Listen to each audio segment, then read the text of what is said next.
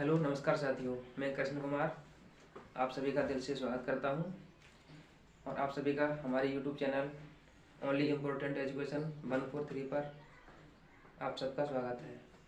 तो दोस्तों, आज हम पढ़ेंगे वायुमंडल। कल हमने पढ़ा था सौरमंडल, तो जिसने भी हमारी वीडियो ना देखी हो कल वाली सौरमंडल वो देख लें। और परसों हमने डाली थी ब्रह्मांड की वीडियो, तो वो भी देख लें। तो दोस्तों, ये एसएससी, रेलवे, बैंकिंग, अदर एग्जामों में बहुत फ़ायदा करने वाले क्वेश्चन बताऊंगा मैं यहाँ पे, तो वीडियो को पूरा देखें। तो कल मैंने आपको सौरमंडल पढ़ाया था, तो उसमें कुछ 2-4 क्वेश्चन रह गए थे बताने के लिए, तो मैं पहले आपको वो बता दूं, उसके बाद फिर मैं पढ़ाऊँगा आपको वायुमंडल। तो कल मैंने आपको सौरमंडल पढ़ाया था, तो उसमें एक हमारा क्वेश्चन बनता है कि कौन से ग्रह हैं जिनका कोई उपग्रह नहीं है। तो वो ग्रह हैं हमारे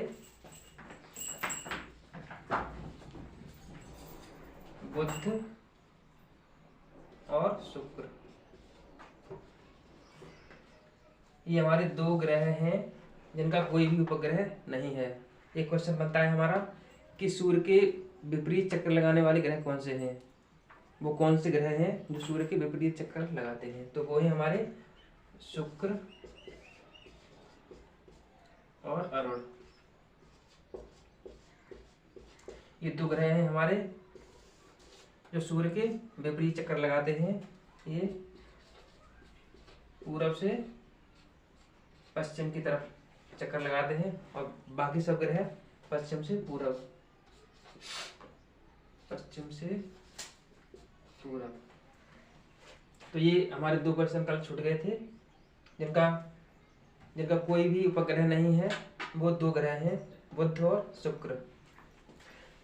जो सूर्य के विपरीत चक्कर लगाते हैं वो है शुक्र और अरुण। आपको पता ही होगा, सबसे छोटा ग्रह हमारा ये बुध है और सबसे बड़ा ग्रह है बृहस्पति। और पृथ्वी हमारा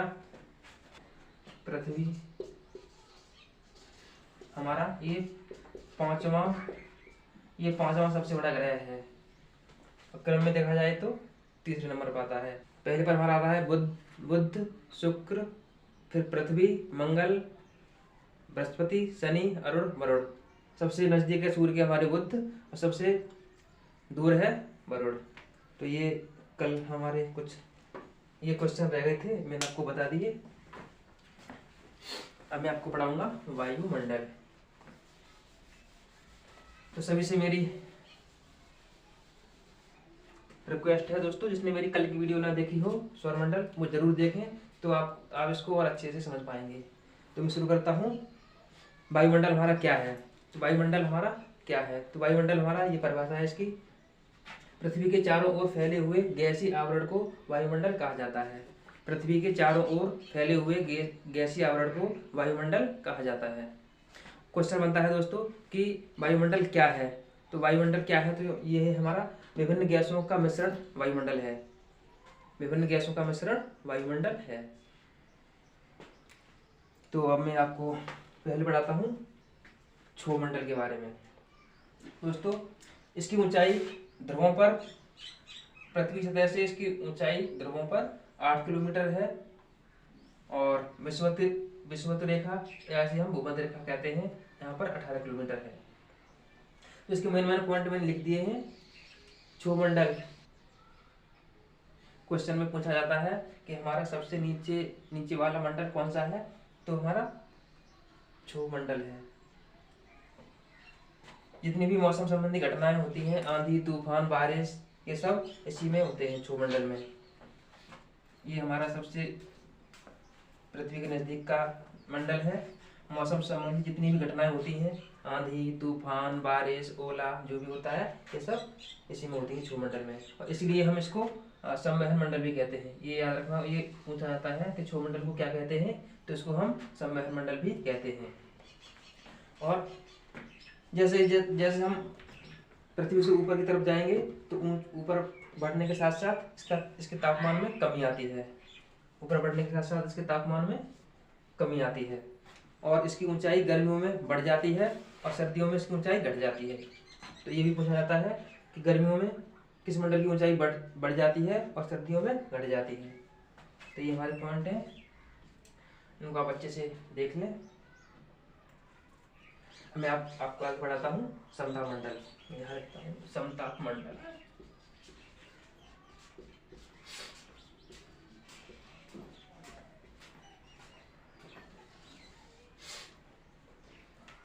तो इसमें 2-3 पॉइंट बनते हैं दोस्तों। सबसे पहले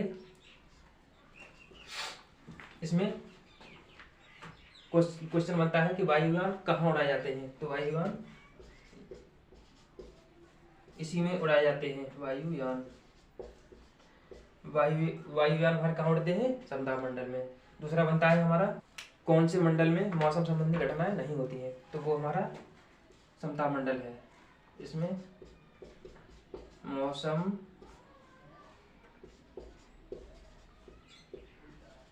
संबंधी घटनाएं नहीं होती। इसमें मौसम संबंधी घटनाएं नहीं होती। तीसरा बनता है हमारा मोस्ट कि ओजोन परत किस मंडल में पाई जाती है। तो ओजोन परत हमारी समताप मंडल में पाई जाती है। ओजोन परत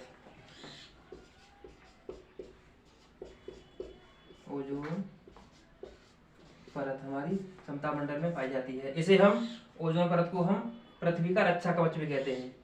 इसको हम पृथ्वी का रक्षा कवच भी कहते हैं। दोस्तों ये ओजोन परत हमारे समताप मंडल में पाई जाती है और ये जो सूर्य से पराबैंगनी किरणें आती हैं उसको ये वहीं रोक देती है। तो पराबैंगनी किरणें पृथ्वी तक आएंगी तो लोग कैंसर का शिकार बनेंगे। पराबैंगनी किरणों से कैंसर बहुत ज़्यादा होता है और ये पराबैंगनी किरणों को रोकती है। CFC इसको हम क्लोरोफ्लोरोकार्बन कहते हैं। वो हमारी इस ओजोन परत को क्षति पहुंचा रही है। तो ये हमने देख लिया समताप मंडल। यहाँ पर वायुयान उड़ते हैं, यहाँ मौसम संबंधी घटनाएं नहीं होती, इसमें ओजोन परत पाई जाती है। ओजोन परत को हम पृथ्वी का रक्षा कवच भी कहते हैं और इसको क्षति पहुंचाने वाली गैसें क्लोरोफ्लोरोकार्बन है।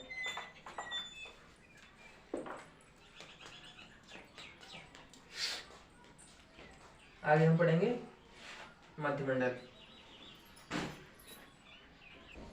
तो मध्यमंडल में हमारे 2-3 इसमें भी बनते हैं, मैं यही लिख देता हूँ। सबसे पहले इसकी ऊंचाई 50 किलोमीटर से 80 किलोमीटर तक है। यहाँ 50 से 80 किलोमीटर। इसमें 2-3 पॉइंट लिख रहा हूँ।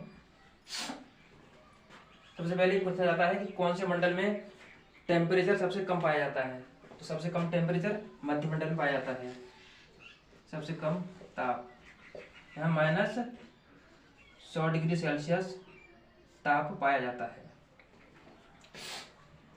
और यहाँ पे उल्का भी यहीं पे आके जलने लगते हैं। उल्का मध्य मंडल में जो यहाँ के जलने लगते हैं, तो वो घटनाएं भी उल्का संबंधी घटनाएं यहीं पर होती हैं। और इसकी ऊंचाई 50 से 80 किलोमीटर है। तो ये था हमारा मध्यमंडल। इसमें तापमान सबसे कम -100 डिग्री सेल्सियस पाया जाता है। उल्का यहीं पाए जाते हैं और इसकी ऊंचाई 50 से 80 किलोमीटर है। आगे हमारा है आयन मंडल। आयन मंडल में एक क्वेश्चन बनता है, यहाँ आयनिक गुण पाए जाते हैं। यहाँ पर आयनिक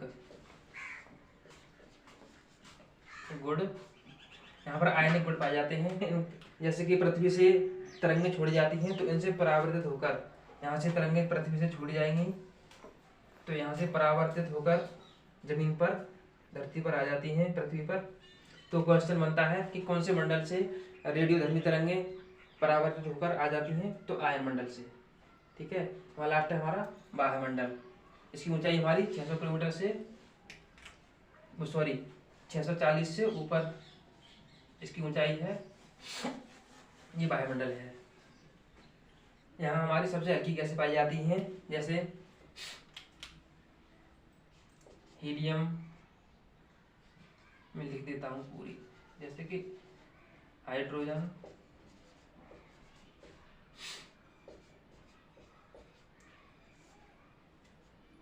और हीलियम।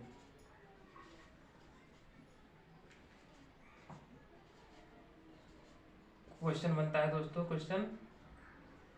क्वेश्चन ये बनता है कि सबसे हल्की गैसें कहाँ पाई जाती हैं, तो वो बाह्य मंडल में।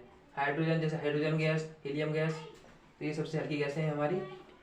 और इसमें 2 उपग्रह छोड़े जाते हैं जिन्हें हम बोलते हैं, मैं कहाँ लिखूँ, जगह नहीं है तो यहाँ जगह कम है दोस्तों, मैं यहाँ लिख रहा हूँ। यहाँ 2 प्रकार के उपग्रह छोड़े जाते हैं हमारे। पहला भूस्थैतिक कक्षा के उपग्रह, एक भूस्थैतिक कक्षा के उपग्रह और दूसरे ध्रुवीय स्थैतिक कक्षा के उपग्रह। ध्रुवीय स्थैतिक कक्षा के उपग्रह। ठीक है, तो यहाँ पर 2 प्रकार के उपग्रह छोड़े जाते हैं, एक भूस्थैतिक कक्षा के उपग्रह और दूसरे ध्रुवीय स्थैतिक कक्षा के उपग्रह। ये हमारे भूस्थैतिक कक्षा के उपग्रह, ये हमारे 36,000 किलोमीटर की ऊंचाई पर छोड़े जाते हैं, और यहाँ ध्रुवीय स्थैतिक कक्षा पर हमारे 700 से 1100 किलोमीटर की ऊंचाई पर छोड़े जाते हैं। तो दोस्तों ये था हमारा वायुमंडल। तो दोस्तों इसमें बहुत मेहनत करनी पड़ती है, तो आपसे हाथ जोड़ के रिक्वेस्ट है कि इस वीडियो को शेयर करें, सब्सक्राइब करें और बेल आइकन दबाएं। सॉरी दोस्तों, मैं आपको ये आंकड़े बताना भूल ही गया। तो हमारे वायुमंडल में 78.08% नाइट्रोजन पाई जाती है, ऑक्सीजन 20.93%, आर्गन 0.93%, कार्बन डाइऑक्साइड 0.3%। एक बात और इम्पोर्टेंट, जिनके मैंने इंग्लिश में नाम लिखे हैं, ये आप जरूर याद कर लें, तो क्वेश्चन में ये हिंदी में ना देकर इंग्लिश में पूछा जाएगा।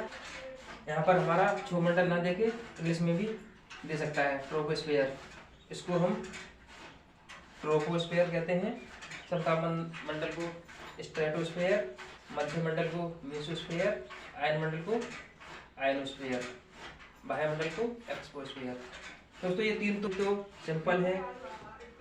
सप्तामंडल स्ट्रेटोस्फेयर, ये 7 से, ये भी 7 से शुरू। ये मध्य मंडल, ये मार्च से शुरू, ये मार्च से मेसोस्फेयर। आयन मंडल, ये आयनोस्फेयर। ये 3 तो बहुत सिंपल है, आपको ये याद करना है, बाह्य मंडल एक्सोस्फेयर और क्षोभमंडल ट्रोपोस्फेयर। तो दोस्तों इससे आपको बहुत फायदा होगा। SSC, railway, banking, other exam होते हैं, उनमें अदर एग्जामों में आपको बहुत फायदा होने वाला है इससे। तो प्लीज़ आप सभी से हाथ जोड़ के रिक्वेस्ट है मेरी कि हमारे चैनल को सब्सक्राइब कीजिए, बेल आइकन दबाइए एंड शेयर भी जरूर कीजिए। इसमें दोस्तों बहुत मेहनत करनी पड़ती है, तो इतना काम जरूर कीजिएगा। धन्यवाद दोस्तों।